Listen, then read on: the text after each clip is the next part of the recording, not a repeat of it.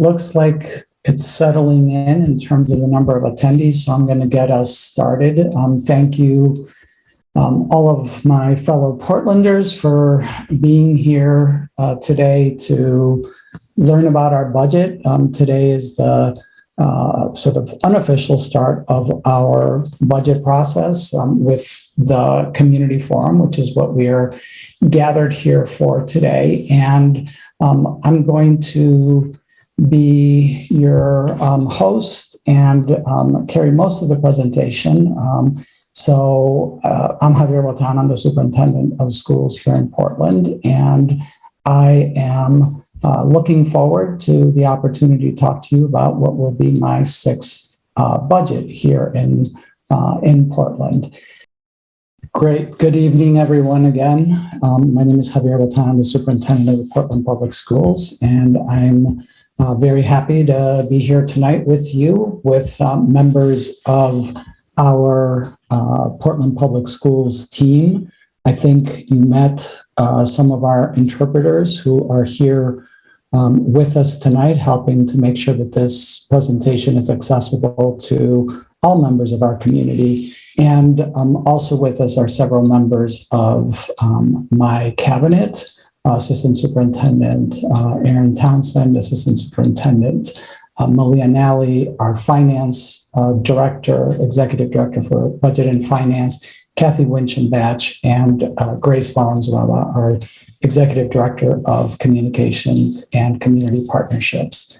Again, this is our first presentation of the year around our budget that is sort of more broadly than just to our Finance Committee.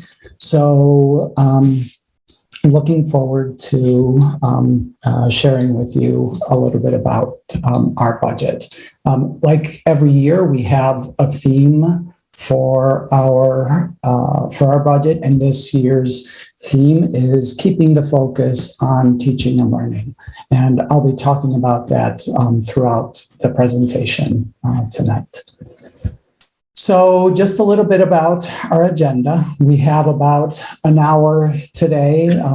My presentation itself should be about 30 to 40 minutes. And then the rest of the time, we're going to dedicate that to questions and answers. What we intend to do is to provide you an overview of what we're trying to do, our goals and priorities for this budget, and share with you a little bit about the budget timeline so that you have a good handle on what is happening and when as we move through this budget process. Then we're going to spend the bulk of our time talking about the budget outlook, what you can expect, what are some of the issues that we're managing as we work to put together this budget. And then, as I said, we will answer audience questions. If you would like to ask a question, what we're asking you to do is to use the Q&A function. It's in the bottom bar of your Zoom link. If you want to write a question there, then Assistant Superintendent Townsend is going to be reading some of those questions out later when we get to that section. And of course, he's going to curate and see if there are multiple questions on one topic and try to frame a single question from them and so on. So that's our agenda for tonight. So next slide, please. So many of you have seen this before. This is the graphic that we use to represent the work that we're working on, the work that we're trying to do as an organization. Our Portland Promise is what drives all of the work that we do. And there's probably no more important element of our Portland Promise than how we allocate our resources, how we are able to direct funds to support the things that are central to our Portland Promise, which is to prepare and empower all of our students for the next step of their educational life.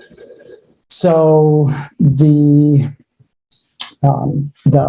priorities for what we're trying to do, and this ties directly into why we're saying that our focus is on teaching and learning, and that's our theme for this year's budget. These are the 4 priorities that we've set out for this year, and which, as you can see, are incredibly broad and very important, and also not the kind of thing that you can accomplish in 1 year. So these are not, single year priorities, but these are the central things that we are trying to achieve as an organization. And that's to strengthen access to Tier 1 instruction for all of our students, making sure that they have access to quality materials, that their teachers are have the tools that they need to be able to serve and meet their needs, creating safe and equitable schools, and building our professional culture as a school system to support both our focus on Tier 1 instruction as well as creating safe and equitable schools. And then, of course, we have a significant number of resources that are tied into making sure that our buildings are well maintained, making sure that we have that we're able to transport students and all of those enabling operations. And so ensuring that those are run as effectively and efficiently as possible is our 4th and final priority. So, as I said, there's probably no more important thing to talk about when we're thinking about our Portland Promise than how we've been able to dedicate resources to support the work that goes with being able to prepare all of our students and empower them for that next step of their learning. And so this slide, which we'll come back to in a little bit more detail later, shows you some selected investments that we've made. These are all staffing investments that we've made over the past 6 years that are directly aligned to our Portland Promise. And, the point of this is to show that a significant amount of our increases over these past 5 years have been dedicated to supporting this particular work. And so these are all staffing investments that we've made that are tied directly to the day-to-day experience of our students and their families in our schools. So, and as I said, we'll come back to that slide in a little bit. So we're going to shift now and just talk a little bit about the timeline for our budget process. So you can see in this slide some of the key dates between now and when we're officially done with the budget process. So it starts officially on March 15th with my budget presentation to the school board. That is a week from tomorrow. And subsequent to that, there will be a review process that we're going to talk about in the next slide. But the goal right now is for the school board to be in a position to vote forward a budget on April 5th. And then the budget becomes the school board's budget and it goes through the city council review. And so that process is scheduled to take from April 5th through May 16th. And then once that's done, the final step of approvals in this process is the public referendum and vote. And that is scheduled for June 14th. So this is a high level of the different decision points along the way for the approval of our budget. So let's look at the space between that first and second box on the previous slide by looking at what are some of the steps that are going to happen over the period of time between now and the school board's budget going to the council. So first, obviously, we have my presentation on the 15th.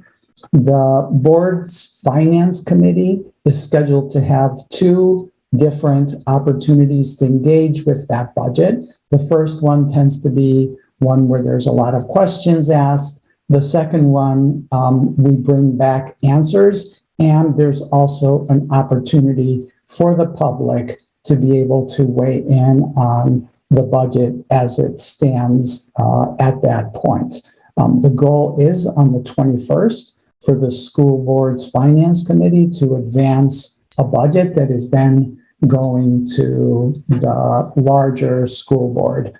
We are required by charter to have 2 meetings along the way with the city's finance committee. And so the first joint meeting of the school board's finance committee and the city's finance committee is scheduled for March 24th. As I mentioned earlier, then the budget will come out of the finance committee and it will go to the school board. The school board is scheduled to have a first read and a hearing on that budget on March 29th. And then with any changes or things that come out of that, we would then move forward to board vote on April 5th. And then the school board would present that budget to the city council on April 11th. So that's the high level timeline for the entire budget process, and then a little bit of detail on what you can expect over the coming weeks as this budget comes out and goes through the board approval process. Next slide, please. So now we're going to spend a little bit of time talking about the budget outlook. So we look at this community forum as an opportunity primarily to educate members of the public about what are the building blocks of our budget? What are the considerations that we are weighing this year as we look at our budget? And then what are some of the things that we are trying to advance in our budget? So that's what we're going to be doing over the next few slides and for the bulk of today's presentation. So the first thing that we wanted to do is to give you a little bit of an outlook on the history of the Portland Public Schools budget over the last 5 years. And so on this first slide, you see for each year what the school budget was, what percentage changed, so how much, by what percent did the budget go up that year.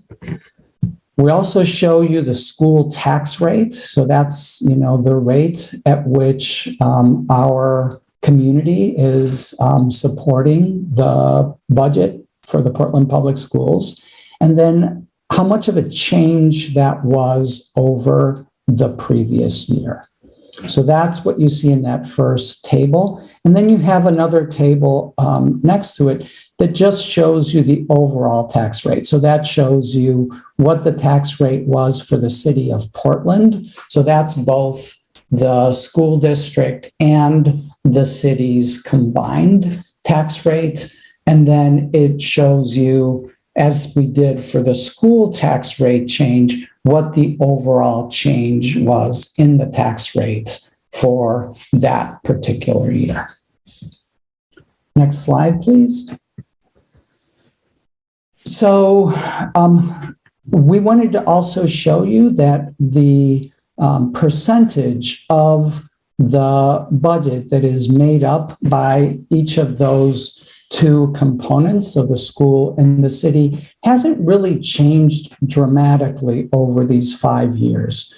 The school district continues to be about 1/3 of the budget, of the overall city budget, and the city portion is about 2/3 of that. Next slide. So then you might ask yourself, why is it that it seems like the school taxes are going up so much more? And the answer is fairly simple. It really boils down to the revenue sources that we have as a school district that we can access to support our programming needs compared to what is available to the city to be able to do that.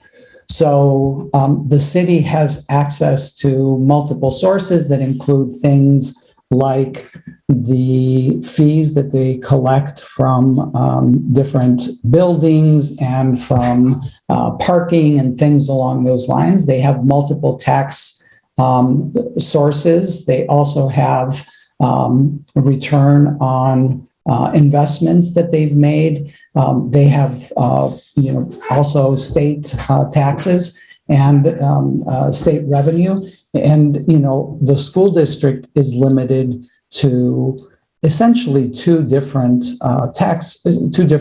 revenue sources. One is the tax levy, and the other one is the state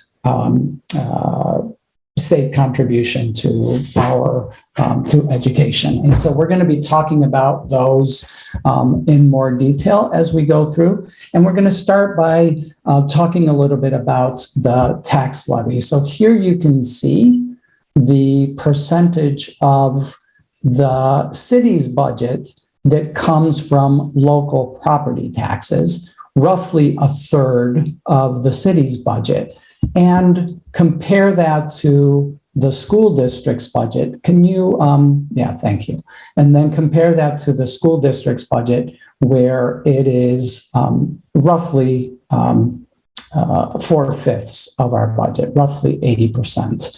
So you can see that that is, significantly different. The city's budget is much larger than the school district's, but they have multiple other revenue sources. And so that's why it often seems like the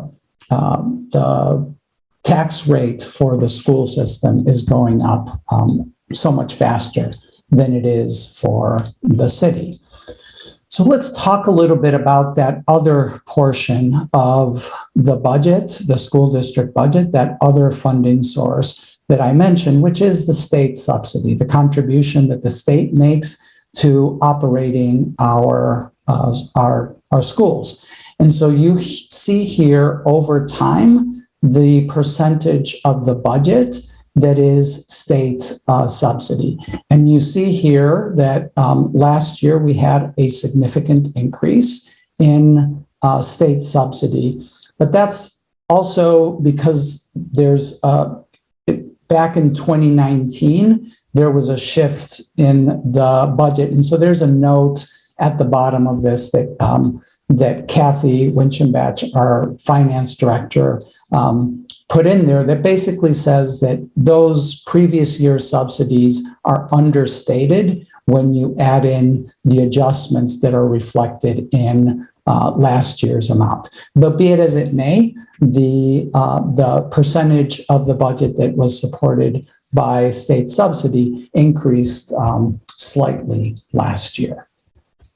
Next slide, please. And so, as we saw, that is a relatively small amount of our budget. And I think it's important for us as a community to understand that it's not like that everywhere in the state. And so this next graphic shows you the percentage of the budget for each community that is supported by state funding. So how much state subsidy contributes to the overall budget. And you can see that there's a significant range with a community like Lewiston, where almost more than 2/3 of the budget are supported with state subsidy, to where we are. And even you can see along the way that even communities that you would traditionally think of as being wealthier than the city of Portland, such as Falmouth and Yarmouth, they get a larger share of their overall budget from state funding than we do. And so you might ask yourself, well, why is that? And so we're going to talk a little bit about that in a minute. But first, we want to give you a preview of what you can expect for this year. So next slide. So you can see here that we're expecting a fairly substantial drop in state subsidy for the current year. So you saw earlier that we had just over $24 million in state subsidy last year. We're expecting to have slightly more than $21 million. So over a $2.5 million or 11% decrease in state funding for our schools. And so again, you might ask yourself, why is that? And so we're going to spend a little bit of time, next slide, please, talking about how the state determines how much money each community gets. And so there are two main parts to the state funding formula, which is called the Essential Programs and Services, EPS for short. So you'll often hear people talk about the EPS, and that's Essential Programs and Services. So there's two components to that. One is called the operating allocation, and that's the state's calculation for the state as a whole and for each individual community of how much money it takes to provide an equitable education in the state and in a given district. When you hear about the state's obligation to fund education at 55%, this is what they're talking about. In total, the state's contribution has to be 55% of the total cost. And I will point out that that was only achieved for the first time last year, thanks to the tremendous efforts that Governor Mills, the legislature, and the Maine Department of Education made to actually increase the amount of funding that was going into education in the state. And one of the reasons that we saw that substantial increase that we talked about earlier. And so some of the drivers for that operating allocation are things like the school district's enrollment, the demographics, so how many kids and what kinds of needs do those students have, the personnel structure, the length of tenure of staff, things along those lines. Prior year costs, there are portions of EPS that are reimbursements for what we actually spend this year that are going to be reflected in the $21.3 million that we receive next year. And also any changes, tweaks that are made to the EPS formula. Those are all part of how the state calculates the operating allocation.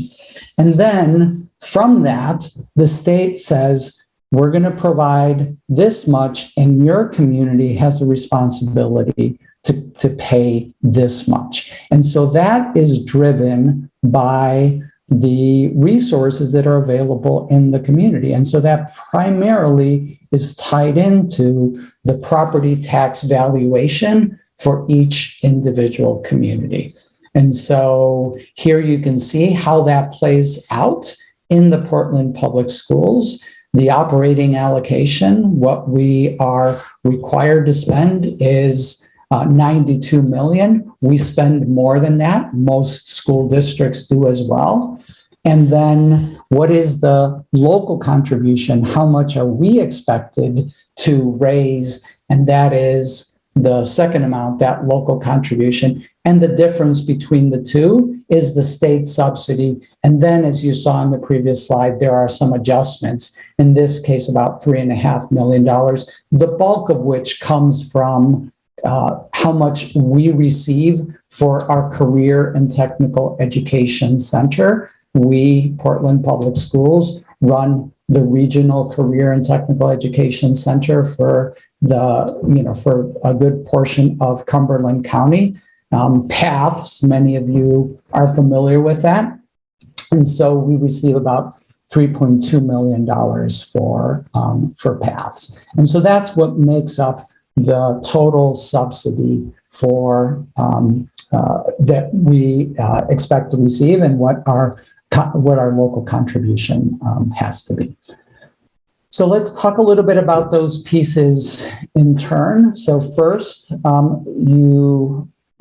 we have a slide that shows you what our enrollment looks like. And so you can see here that like most districts in the state, actually most districts in the country, we've seen a decrease in enrollment from, last year to this year, from, 3 years ago to this year, mainly caused by the pandemic. Prior to this, our enrollment as a school district was fairly stable. You can see our decrease, which is really based on a couple of years. The state smooths those changes by averaging a couple of years together. You can see here that we've lost 115 students for calculation purposes, or about 1.7%. And you can see that we're almost squarely in the middle of this group of comparison districts. Next slide, please. Oh, before you do that, sorry, Emma, can you go back to that for a second? I also think it's worth noting, if you recall earlier when we talked about what makes up the state funding formula, that the characteristics of the students also makes that up. So there is a multiplier for a weighting that is applied to things like students who are English language learners, students who are economically disadvantaged. And so all of those things are also factored into this. And I think it bears noting that we have had a very significant decrease in the percentage of students that are economically disadvantaged.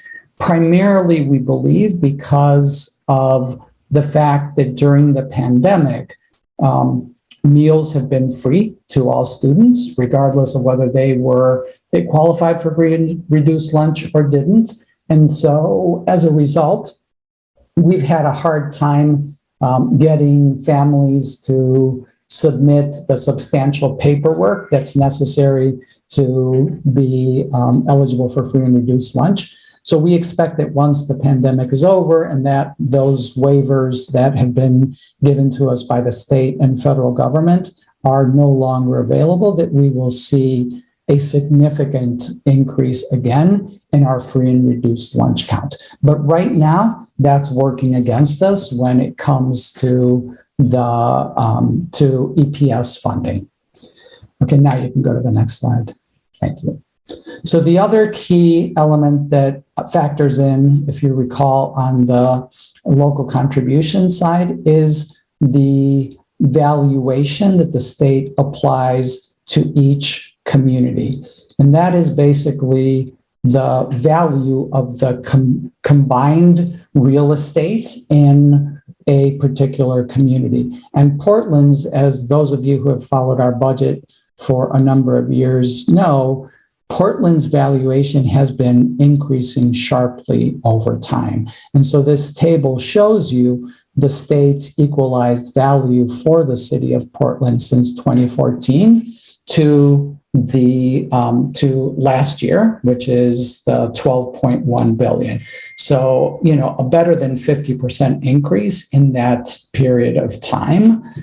So a very substantial increase. The way that the state determines which value they're going to use, they either use the previous year's value or the lesser of the previous year's value, or the 3-year average of the previous 3 years. And so in our case, that is definitely the valuation that's being used. So they're not using the 12.1 billion or even the 11.1 billion from the previous year, but rather the combined value of the 3 previous years. So you can see those 3 years that are yellow.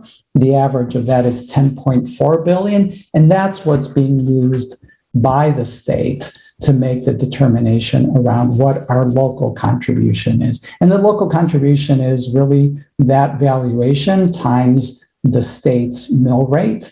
And we're going to talk about the mill rate in a minute, because again, this is an area where we've been very fortunate that there have been additional resources invested into public education as a whole in the state. And so the mill rate plays a very significant factor in where we are this year. So go ahead, Emily, to the next slide. So this is a detailed comparison of last year's education program, essential programs and services funding compared to this year's. And there are a couple of lines that I want to call your attention to. The first one is the total operating allocation. That is what the state, if you recall from 2 slides back, that's what the state is saying is necessary for us to be able to run a school system that is equitable, comparable to the level of education that other districts in the state should be providing. And so you can see that that number has not increased very substantially from last year, just a $500,000 increase from last year. And what is notable is the other line, which is the local contribution. And so again, this is based on the fact that we are a very high value community. And as a result of that, the increase in what's expected as a local contribution is significantly higher. And that is why our EPS funding for this coming year, the adjusted state subsidy, is $2.5 million less than what it was last year. So next slide, please. Sorry. I mentioned the fact that the mill rate is actually a very important factor in this, and the fact that the state has been able to dedicate additional resources to lower the overall expectations for local communities plays a very, very significant role in this. Last year's mill rate, again, just to sort of remind you, last year was the first year that the first year of the biennium, the first time in a long time, maybe ever, certainly during my tenure here, that the state was able to pay for 55% of education at the state level, and the mill rate was $7.26. That's for the overall mill rate for the state. And you can see what the local contribution would have been if that was still the mill rate used this year. But because it's the second year of the biennium and the state had already committed to an additional $40 million into education for this year, they were able to drop the mill rate again. And so with that lower mill rate, our local contribution was what you saw in the previous slide, $74,181,000. And that's about $1.6 million less than it would have been if that mill rate had not dropped. So again, I just cannot say enough times how important it has been for us as a school system that the state government, particularly the governor, has dedicated significant additional resources to public education, because without that, our local contribution would be significantly higher than what it is already. So that's a little bit about how the calculation is done and how we, what we can expect to receive from the state this year. Now we want to talk a little bit about some of the pressures that we're feeling as we move forward and put together a budget, some of the things that we've been working with. First and foremost is what you just saw earlier, that significant reduction in the state contribution. So $2.5 million less. That is a significant, that's a significant drop in funding that is putting pressure on us as we think about pulling our budget together. Another important one, roughly $1 million, is tied to our Maine Care Medicaid reimbursement, particularly related to our Breathe program. And so what this really is that when we built out our behavioral health continuum a number of years ago, we had some projections around what we thought we would be able to realize in revenue to offset some of the costs of the program by increasing our Medicaid claims and getting the reimbursement to go with that. After 2 full years of trying to realize that revenue, we recognize that we're not able to do that.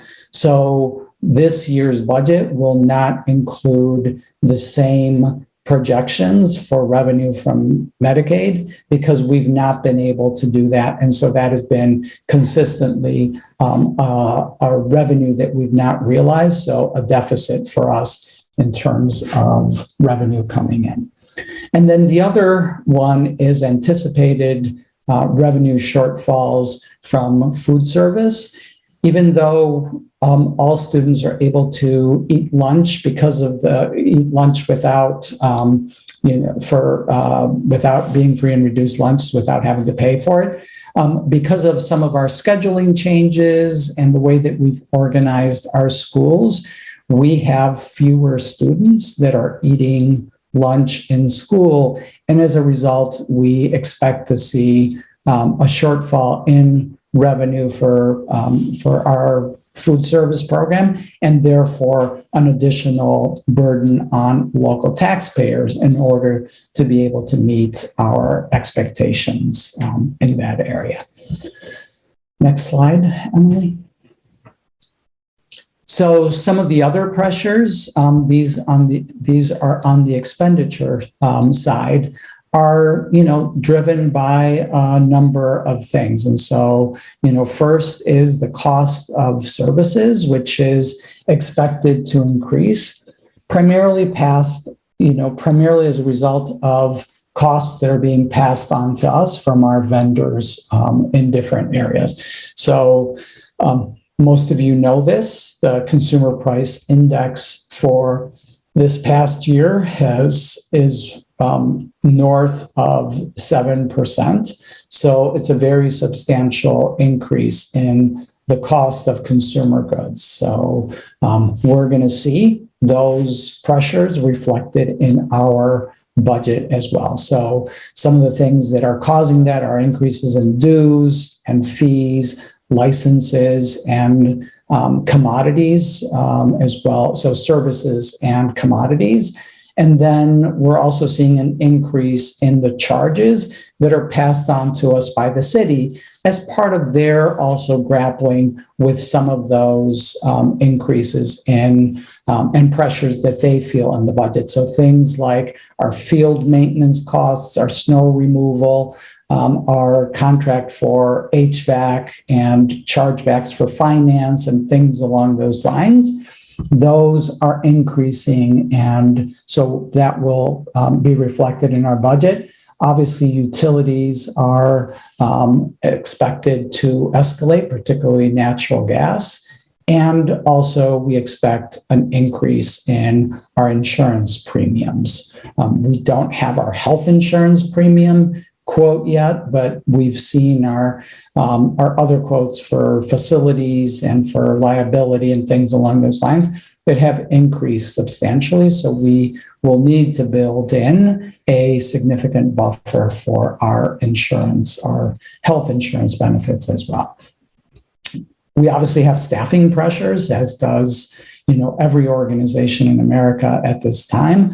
We just renegotiated one of our contracts with our base, which is our union that supports our secretaries, our transportation, food service, and facilities and maintenance staff. And the expenses resulting from that are somewhere in the neighborhood of 6% as a result of both the step increases as well as cost of living adjustments. And we're just now beginning to negotiate with our two of our other unions, including our largest one, which is our teachers union. And so, just in general, any increases that come with that at a time that we're struggling to be able to attract and retain, high quality staff, is going to be a staffing pressure and a budget pressure for us. We will strive to have increases for our non-represented staff. So as we're negotiating these contracts, we also have a substantial number of staff who are not represented by any contract. And so our goal is to give them a increase that's consistent with the negotiated increases for our collective bargaining units.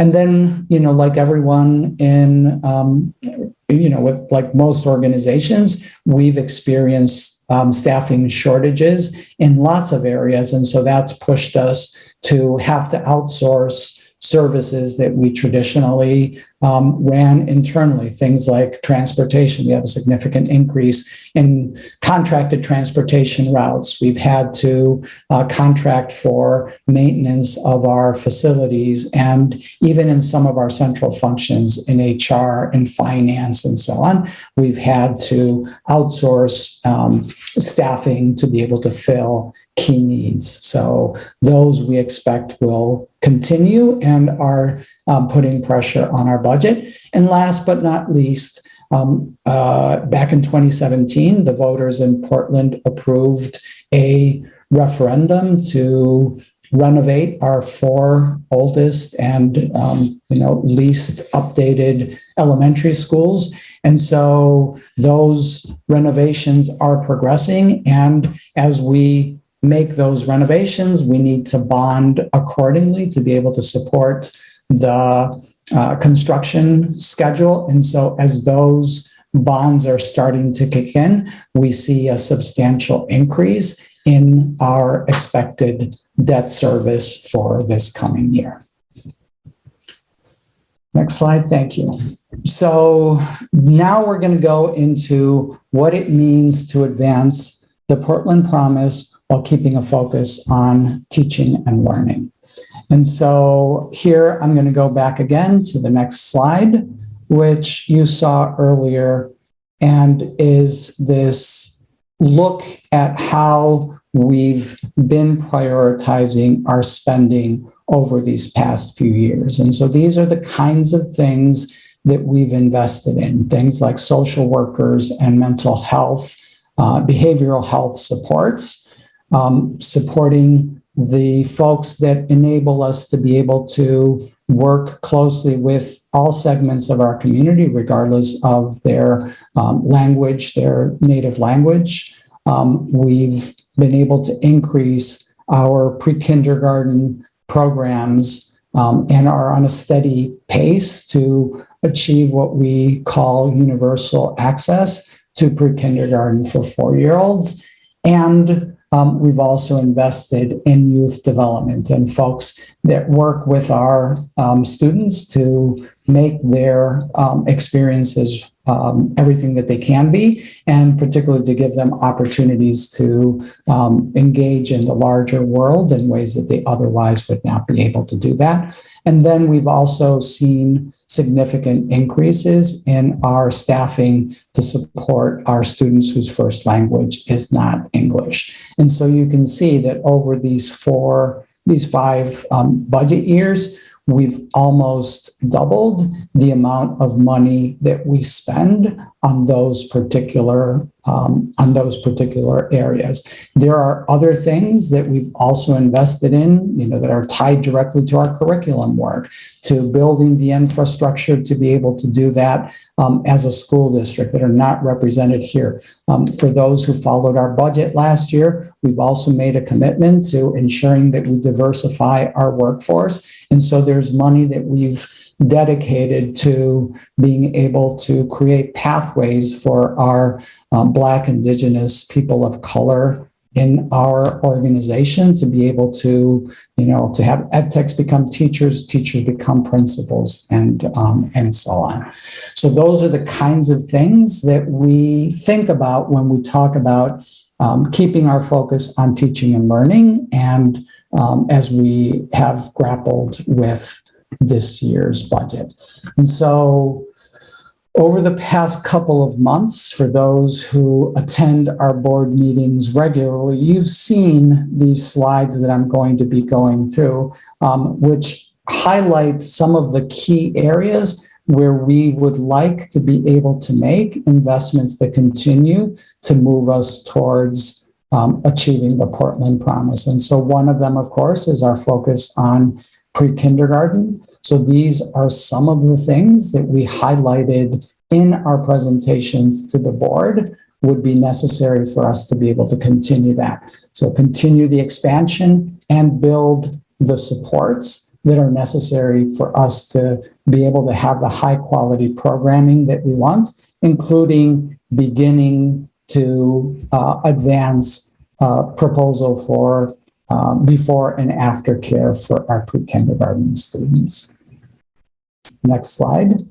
We also have a significant number of investments that are needed to support our services for English language learners and our world languages program. And so here you see some of the investments that we would like to make, the things that have been vetted at the board level for supporting our ELL and world language programs. And finally, you can see some of the supports that are needed to support our special education students. So these are things that range from additional supports in our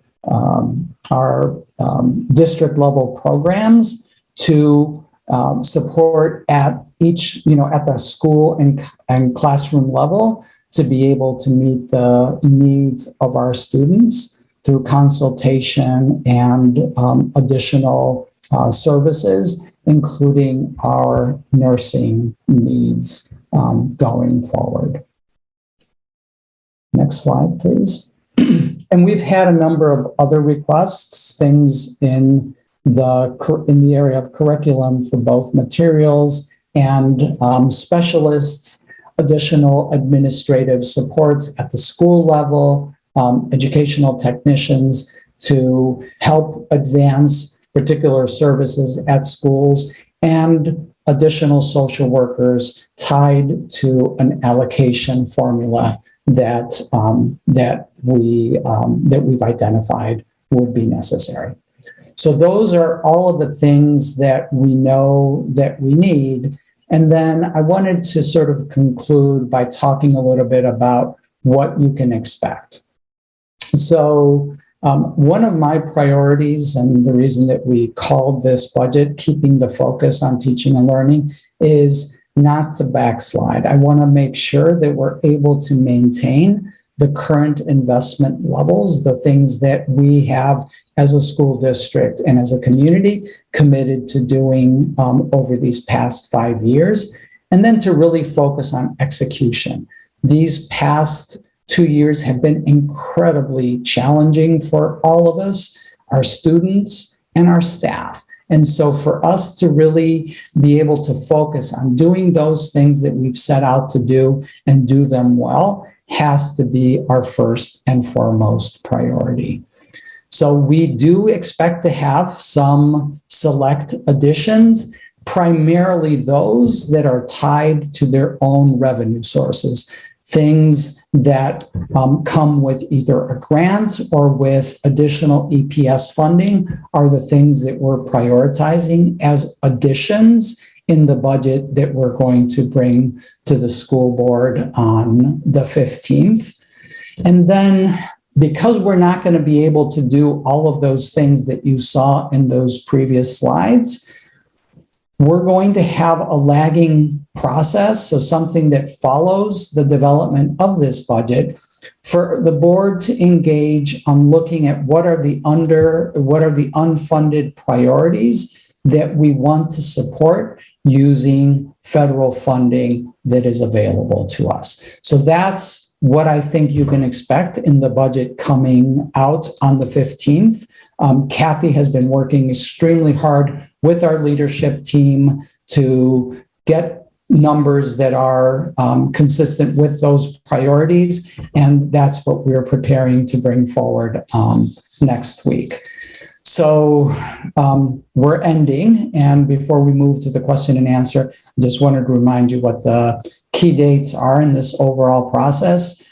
It's funny to look at it this way and realize that it's really a 4-month process because it feels like it's half of my life or more. And I know for Kathy, it's got to feel like it's all of your life and more. So this process opens next week with the budget presentation. The board is expected to vote on it on April 5th. The goal is for the city council to do its review between April 11th and May 16th, and then for the voters of Portland to have their say at the public referendum, which is scheduled for June 14th.